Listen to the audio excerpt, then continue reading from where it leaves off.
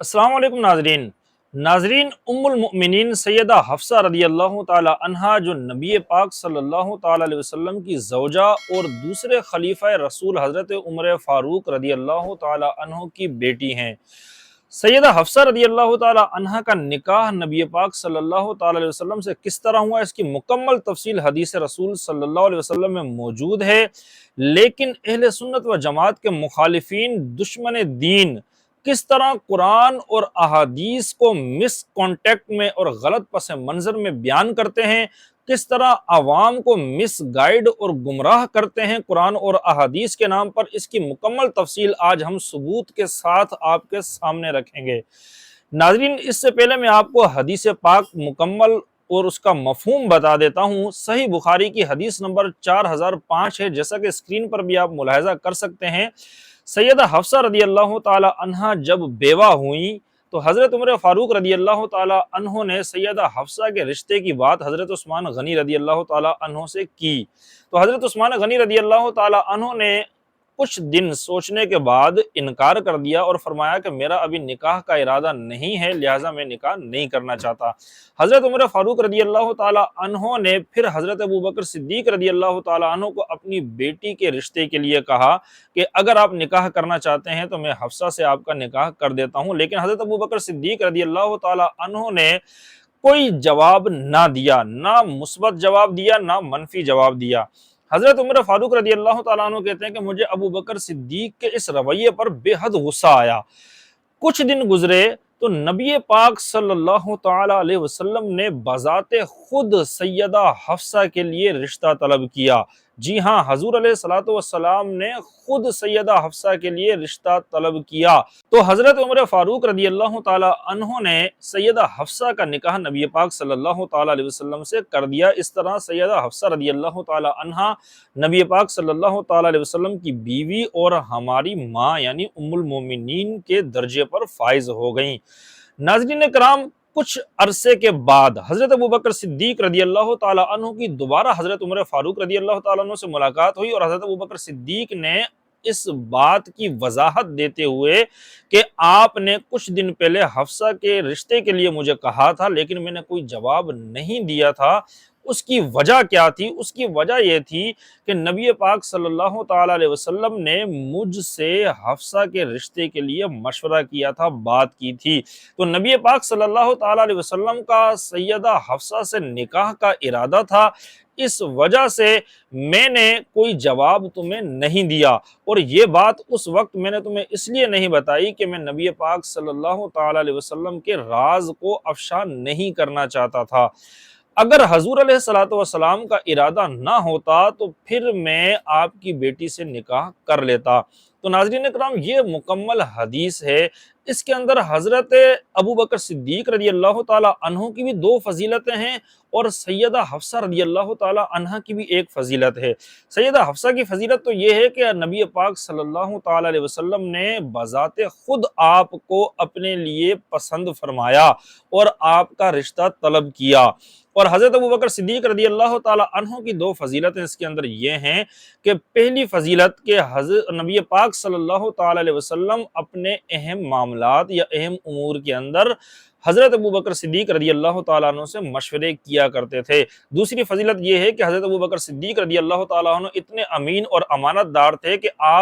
آپ نے نبی پاک صلی اللہ تعالیٰ علیہ وسلم کے راز کو افشا کرنا گوارا نہ کیا۔ ناظرین، اس سے یہ بات بھی پتہ چلتی ہے کہ ایک بات بھی اگر ہم کسی سے کرتے ہیں تو وہ بات بھی ہمارے پاس امانت اور رازدار ہوتی ہے۔ آپ دیکھیں صدیق اکبر رضی اللہ تعالیٰ عنہ کا مقام، مرتبہ اور منصب دیکھیں کہ حضور علیہ الصلوۃ والسلام کے ایک بات کی بھی کتنی امانت اور رازداری سے انہوں نے تحفظ کیا ہے حضور علیہ الصلوۃ والسلام کی بات کا،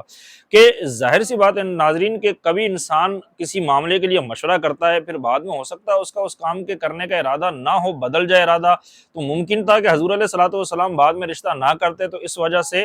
حضرت ابوبکر صدیق رضی اللہ تعالی عنہ نے آپ کے راز کو افشا نہیں کیا، ظاہر نہیں کیا۔ تو یہ تو تھی حدیث پاک جس میں سیدہ حفصہ رضی اللہ تعالی عنہا کی بھی فضیلت تھی اور صحابہ کرام کی بھی فضیلت تھی۔ لیکن ناظرین، وہ لوگ کہ جو صحابہ کرام علیہم رضوان کے بارے میں عوام کو مس گائیڈ اور گمراہ کرتے ہیں، ان میں سے ان کے ایک مذہبی اسکالر نے اسی حدیث کو پیش کیا اور ادھوری حدیث کو پیش کیا۔ آدھی حدیث جو اوپر کا حصہ تھا وہ بیان کی، اور نیچے کا حصہ جو آخری حصہ تھا جس میں سیدہ حفصہ کی بھی فضیلت تھی، حضرت ابوبکر صدیق رضی اللہ تعالیٰ عنہ کی بھی فضیلت تھی، اس ٹکڑے کو بیان نہیں کیا۔ اور دوسری بات یہ کہ آدھی حدیث جو بیان کی اس کو بھی غلط اور منفی سوچ کے ساتھ بیان کیا، اور سیدہ حفصہ جو ام المومنین ہیں ان کے بارے میں کس قدر بیہودہ اور کس قدر گھٹیا زبان صحابہ کرام کے بارے میں استعمال کی، آپ خود انہی کے عالم کی زبانی سنیے، پھر ہم قرآن سے اس کا آپ کو جواب دیں گے۔ کر لیتے نا حفصہ کے متعلق ہے، وہ یہ کتاب ہے بخاری، ملاحظہ فرمائیے، میں اس کو فل پیج کر دوں، بخاری میں کتاب دار احیاء التراث العربی 2001 میں چھپی ہے، یہاں پہ ملاحظہ فرمائیے صفحہ نمبر 709 میں، صفحہ نمبر 709 میں یہ حدیث ہے 4005، یہ خود عمر سے روایت ہے، کہتے ہیں کہ عمر کہتے ہیں کہ جو میرا داماد تھا حفصہ کا جو شوہر ہے وہ مر گیا، حفصہ کا جو شوہر ہے وہ مر گیا، تو یہ مارتے مارتے پھر رہا تھا، کہتا ہے کہ میں چلا گیا عثمان کے پاس، میں نے عثمان سے کہہ دیا کہ بھائی عثمان، لقیت عثمان ابن عفان، ایک ہائی لائٹ کیوں نہیں ہو رہا ہے، کیوں نہیں کام دے رہا، کہتا میں عثمان کے پاس گیا، عثمان کی میں نے منتیں کیا کہ تو آ کے میری بیٹی بیوہ ہو گئی، اسے شادی کرو، فعرضت علیہ حفصہ، میں نے حفصہ کو کہا کہ بھائی میری بیٹی ہے اسے شادی کر لو، میں نے کہا ان شئت انکحتک حفصہ بنت عمر، اب چاہتے ہیں میری بیٹی جو ہے اس سے شادی کر لو، تو اس نے کہا سانظر فی امری، اس نے کہا کہ مجھے سوچنے کی مہلت دے دو، میں سوچ کے بتاؤں گا، ٹھیک ہے نا، فلبث لیالی، وہ بہت سارے دنوں سے مجھے جواب نہیں دیا، ایسے مجھے لٹکائے رکھا، فقال قد بدا لی ان لا اتزوج یومی هذا، پھر بہت سارے دن کے بعد عثمان مجھ سے ملا، کہتا نہیں میں نے نہیں شادی کرنی، میں نے شادی نہیں کرنی، تو اس طرح اس کو ذلیل کیا عثمان نے، پھر یہ چلا جاتا ہے عمر کے پاس، فلقیت ابا بکر فقلت ان شئتک انکحتک حفصہ بنت عمر، اگر آپ کو چاہیے تو میں اپنی بیٹی حفصہ کی آپ سے شادی کرا دوں، فصمت ابو بکر فلم یرجع الی شیء، اس نے کوئی جواب نہیں، ایسے خاموش رہا، جواب ہی نہیں دیا بھائی، اس نے بھی اس کو ذلیل کیا، فكنت اوجد مني على فكنت عليه اوجد مني على عثمان، اس پہ تو مجھے زیادہ غصہ تھا، ابو بکر، عمر صاحب کیا فرماتے ہیں، کہتے ہیں ابو بکر نے جو مجھے جواب ہی نہیں دیا بھائی، میں نے کہا میری بیٹی سے شادی کرو، اور بھائی یہ بڑی بےغیرتی کی بات ہے نا، کہ آدمی جاتا ہے پھر مارے پڑتا ہے میری بیٹی سے شادی میں، کوئی اس کو شادی کے لیے تیار ہی نہیں، تو یہ لوگ اس طرح تھے نا، تو یہ بھائی ان کو یہ لوگ پرابلم ان کا یہ تھا، ان لوگوں کا یہ ان کو کوئی ان کے لیے شادی کرنے کے لیے تیار نہیں تھا۔ اچھا، یہ کتاب ہے صحیح بخاری اردو ترجمے کے ساتھ، مولانا عمر دراز ہے، پتہ نہیں کیا اس نے ترجمہ کیا، جلد نمبر 5، ٹھیک ہے نا، اس میں آپ کو لے کے چلتے ہیں، یہ حدیث ہے بھائی، یہ عبداللہ ابن عمر کا بیان ہے، وہ روایت کرتے ہیں اپنے ابا جان عمر سے، عمر نے بیان کیا کہ میری ملاقات عثمان سے ہوئی ہے، تو میں نے ان سے حفصہ کا ذکر کیا اور کہا کہ اگر آپ چاہیں تو اس کا نکاح میں آپ سے کر دوں، انہوں نے کہا میں سوچ کے بتاؤں گا اس لیے میں چند دنوں کے لیے ٹھہر گیا، پھر انہوں نے کہا کہ میری یہ رائے ہوئی کبھی میں نکاح نہیں کرنا، اس نے کہا میں نے شادی نہیں کرنی، جاؤ لے کے جاؤ اپنی بیٹی کو، عمر نے کہا پھر میری ملاقات ابو بکر سے ہوئی ہے، اور ان سے بھی میں نے یہ کہا کہ اگر آپ چاہیں تو میں آپ کا نکاح حفصہ بنت عمر سے کر دوں، ابو بکر خاموش ہو گئے اور کوئی جواب نہیں دیا، ان کا طریقہ عمل عثمان سے بھی زیادہ میرے لیے باعث تکلیف ہوا، یعنی عثمان سے بھی زیادہ ابو بکر نے عمر کی تذلیل کیا، تو بھائی یہ مارے پھر رہے تھے نا، ان کی بیٹی کے ساتھ کوئی شادی کرنے کے لیے تیار نہیں تھا بھائی، اور رسول اللہ صلی اللہ علیہ وسلم نے ان کو احسان کیا۔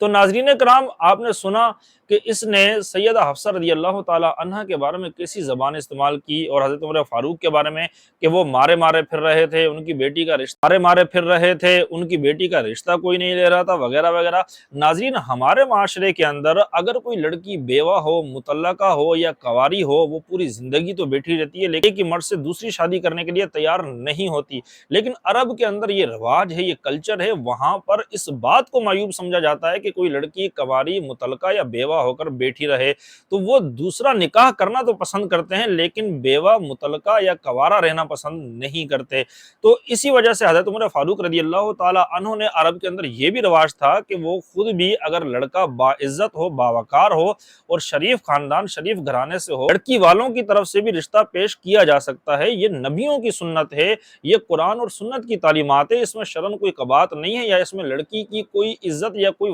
شفقت گھٹ یا کم نہیں ہوتی۔ اس میں یہ کہنا معاذ اللہ کہ ان کی لڑکی کو کوئی لے نہیں رہا تھا، وہ مارے مارے پھر رہے تھے، یہ اسلام کا بھی مذاق ہے اور اسلامی قوانین کا بھی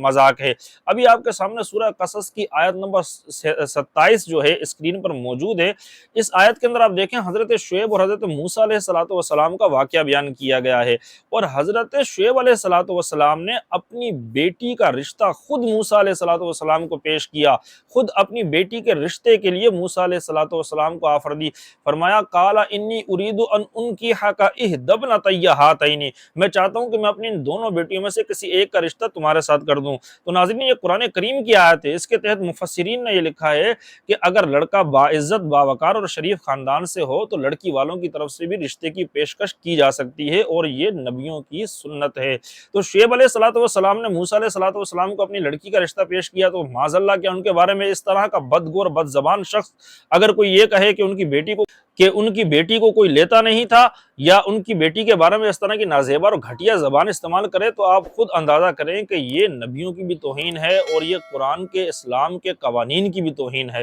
تو ناظرین کرام یہ دیکھیں آپ کہ نبیوں کی اور صحابہ کی یہ سنت ہے کہ لڑکی والوں کی طرف سے رشتے کی پیشکش کی جا سکتی ہے۔ اس حدیث سے یہ مسئلہ بھی ثابت ہوتا ہے، اور حضرت حفصہ رضی اللہ تعالی عنہا کا مقام مرتبہ منصب میں نے آپ کو بتا دیا کہ نبی پاک صلی اللہ تعالی علیہ وسلم نے بذات خود رشتہ طلب کیا، بذات خود اپنے لیے ان کو پسند فرمایا۔ لیکن ایسے بدبخت لوگ کہ جو صحابہ اور ازواج رسول اور اصحاب رسول صلی اللہ علیہ وسلم کے بارے میں ایسی گھٹیا زبان استعمال کرتے ہیں اور قرآن اور حدیث سے عوام کو مس گائیڈ کرتے ہیں، اللہ تعالی ہمیں اور عوام کو ایسے بد زبان لوگوں سے محفوظ رکھے۔